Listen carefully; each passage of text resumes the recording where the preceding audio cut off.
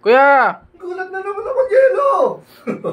Ayun, ito nga pala yung ginawa natin. So, 1, 2, 3, 4, 5, 6, 7. Oh, hindi ko na alam kung ilang session na to eh. Yan, naka-live yan sa Meo TV FB Live. Ito, healed na to.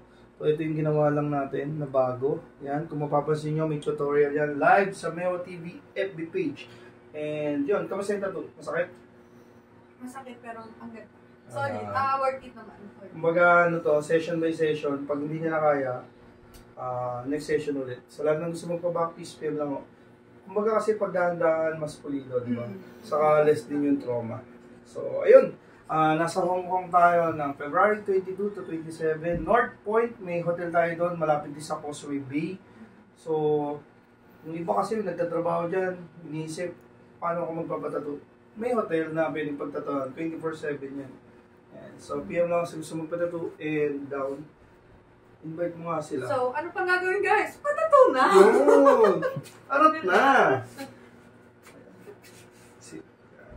Dito meron pa yan. Ito hindi pa tapos. Ito, yan. Ito, okay na. So, ayun.